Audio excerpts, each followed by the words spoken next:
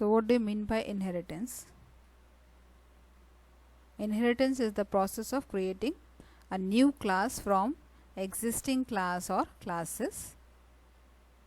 So the existing class which has already been created is known as base class or superclass or parent class, and the newly created class is known as derived class or subclass or child class. And the derived class will inherit the properties of the base class. So it is the process of creating a new class which is being inherited from an existing class. So the new class will have the features of the parent class also.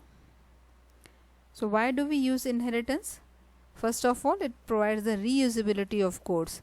That is, those codes which are already defined in the base class, they are automatically reused in derived class. So that is the important feature of inheritance, or the advantage of inheritance.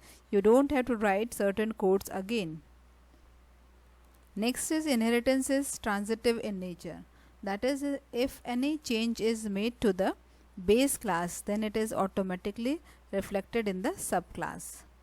That is, the subclass will automatically inherit the properties of A with all the changes. So that is called transitivity of the inheritance.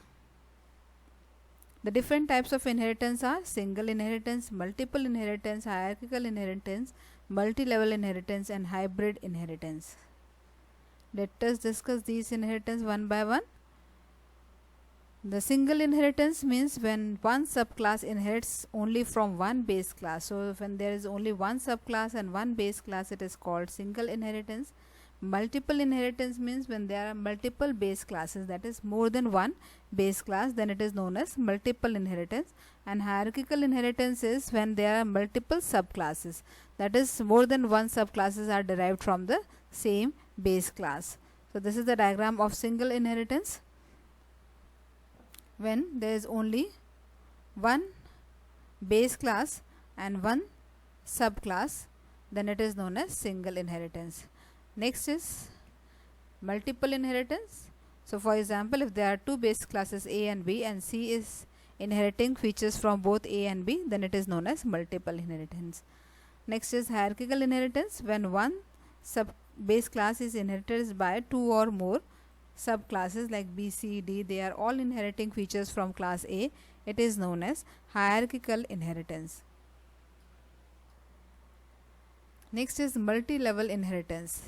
Multi-level means the inheritance that is in more than one level.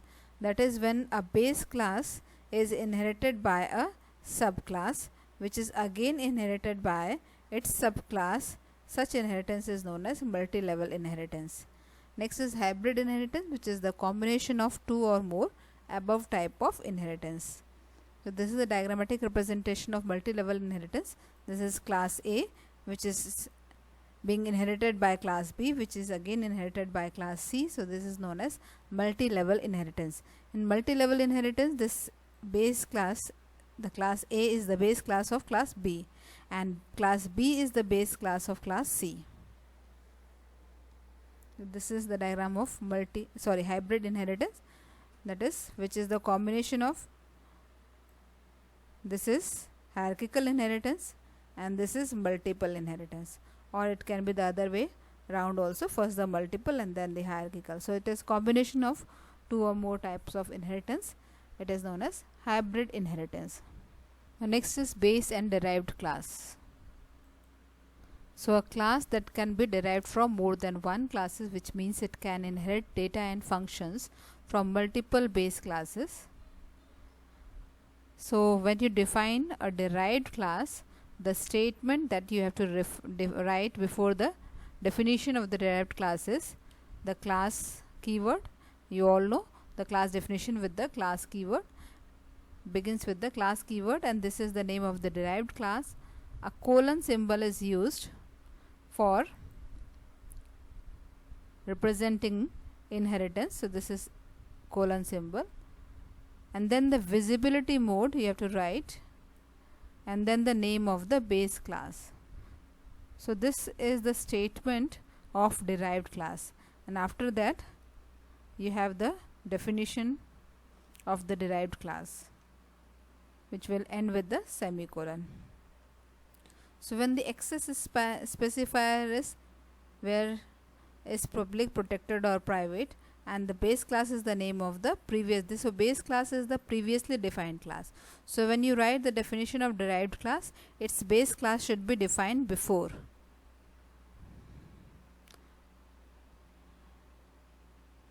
Access control and the inheritance. A derived class can access all the non-private members of the class, that is only the protected and public members of the base class. So the base class members that are not accessible in derived class are the private members of the base class.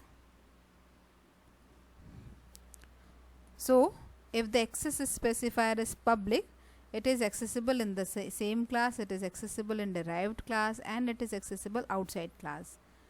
If access specifier is protected, then it is accessible in same class and in derived class, but not accessible outside the class. Similarly, if the access specifier is private, then those private members are accessible only in the subclass, not in derived class, and not outside the class. So this is a C++ example of single inheritance. Suppose there is a class vehicle, so base class is always defined on the top. So this vehicle class has a member model. Now no access specifier has been used here, it means model is a private member. Now here I have written public, so whatever I write here, whichever members are defined here after public, they all are public members. So this is a constructor because the name vehicle, the function name is same as that of the class, so this is a constructor function. So this is the definition of constructor. There is one more function, void print, so it is a member function. So these two are the functions of the class vehicle, out of which one is constructor and this is the member function. Now this is the class car, which is inheriting, this is the inheritance symbol, inheriting the vehicle. This is how you will write the definition of derived class. This is the access visibility mode used here, public.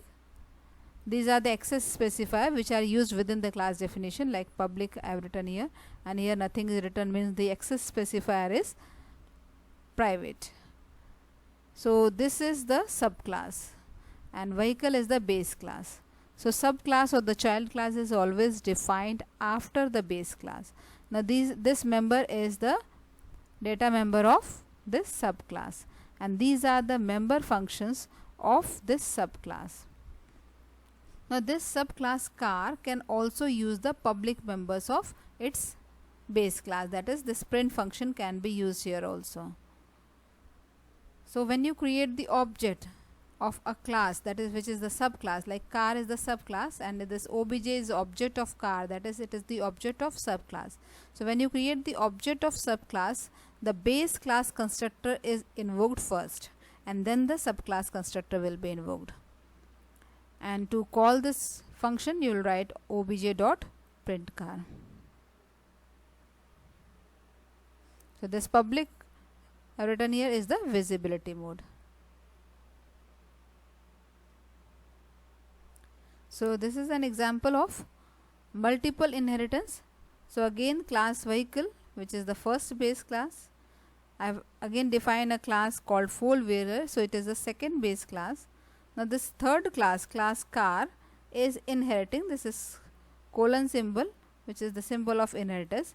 It is inheriting vehicle class and it is also inheriting four-wheeler class. So there are two base classes, so it is multiple inheritance. And this is the definition of the subclass. So when you create the object of subclass, it will first invoke the constructor of vehicle class and then the constructor of four-wheeler class will be invoked, and then constructor of its own class, that is car class, will be invoked.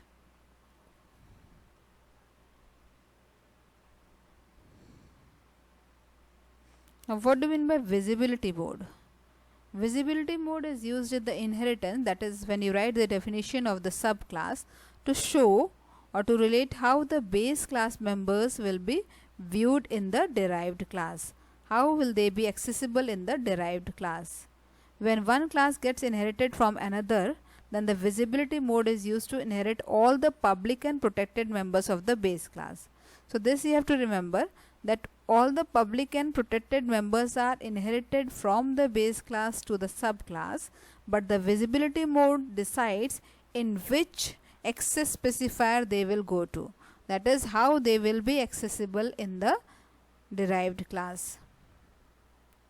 A base class private members are never accessible directly from the derived class, but they can be accessed by the public and protected members of the base class. So when you write public visibility mode, then what happens?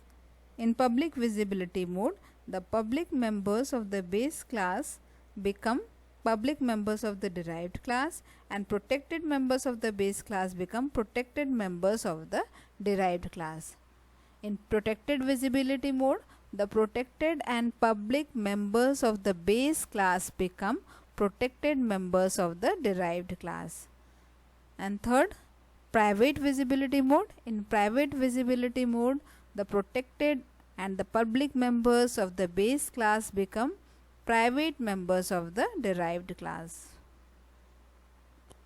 So you can see the C++ coding of the private visibility mode. So this is class vehicle, which is the base class here.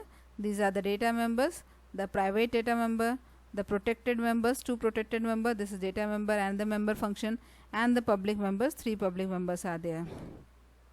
This is class car, which is using private visibility mode to inherit the class vehicle, and these are the private, protected and public members of the derived class. Now what happens in private visibility mode?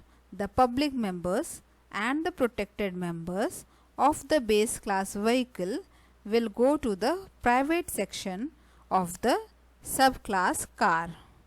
That is, all these members, the M code, the calc, the DESC, the V input and V print, the protected and public members of the base class will go to the private section of the derived class.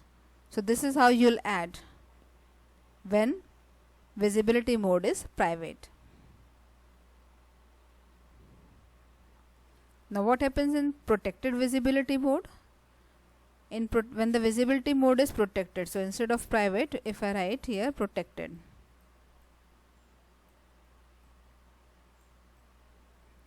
it is by mistake written private, but you include here protected.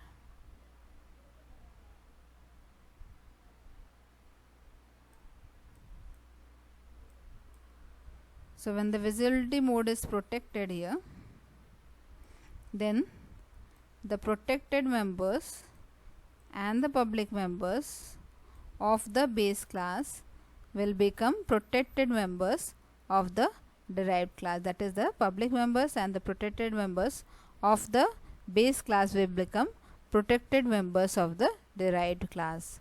So all the 5 members here will go to the protected section in the derived class. The next is public visibility mode. When the visibility mode is public, here this is the visibility mode public, then what happens? The public members and the protected members, they will go to the respective sections in the derived class. That is, protected member will go to the protected section and public member will go to the public section. So the M code and calc, the protected member will go to the protected section, and the 3 member DESC, V input and V print will go to the public section. Public member to the public section, protected members to the protected section when the visibility mode is public here. Now you have to note 3 points before attempting the questions. An object of the class can access only the public members of the class. The member function of a class can access all the members of the class. And when object of subclass is created, first the base class constructor is invoked, then the subclass constructor is invoked. And in case of the destructor, it is vice versa. That is, first the subclass destructors are invoked, and then the base class destructor is invoked.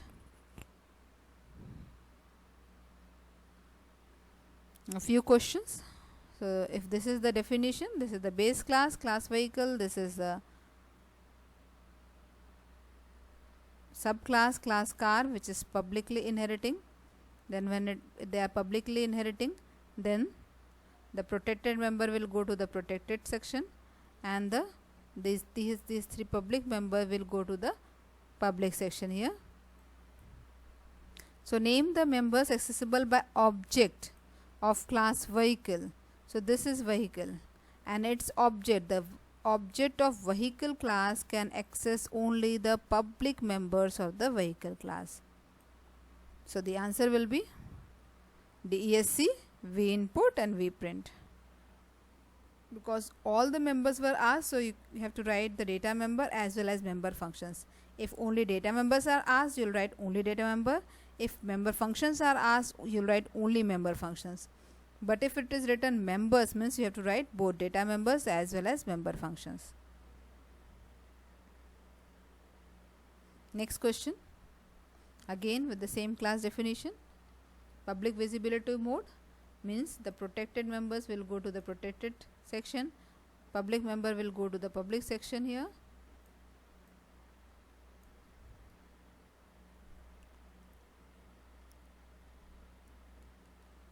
So now next question is name the members. Members means data members and member functions both. Accessible by member function of vehicle class. Member function of vehicle class means either by VInput, VPrint and calc. These are three member functions of vehicle class. This is the vehicle class and these are three member functions. So a member function can access all the members of the class, like calc. Calc function can access all the members, mode, model, mcode, calc, DESC, VInput. Similarly, VInput also can access all the members. So you'll write the names of all the members. Now next question, name the data members. Now you have to write the data members. So before that, if it is public visibility mode, again you'll write protected members in protected section of the derived class and public members in public section of the derived class, and name the data members accessible by member function of class car. So this is car class and these are the member functions, the input and print car. So these two functions can access all the members of the class car. So you have to write all the members, but because the data members are asked, so you'll write only the data members. If member functions are asked, you'll write the member functions. Like here in the next question, you have to write the functions that can be invoked by member function of class car. So first of all, you'd add all the base class members in the derived class using the rules of visibility mode. Like if the visibility mode is public, all the protected members in protected section and public members in public section. Now name the member functions that can be invoked by member function of class car. So these two member function, because they can access all the members of the class car, but you have to select only the functions. So which are the functions? The calc, those who those identifiers that have the round bracket, they are all functions. So you'll select those names. So this will be the answer. How many bytes will be occupied by the object of class vehicle and car? Now for calculating the number of bytes, you will not copy the functions or the members from the base class to the subclass. You will consider the original definition. So for calculating the size of class vehicle, so this is the class vehicle. You will calculate the size of all data members. Do not include the member functions. So this is int 2 bytes, int mcode 2 bytes, so 2 plus 2 4, and this is 20. So 4 plus 20 is 24. And in this case, class car, this is 2 of price, this is 2 bytes for text. For this you have to remember the size of all data types. So 2 plus 2 4, plus the size of base class is also added. So it was 24 here, 24. So this 24 will be added here. So the total size will be 28.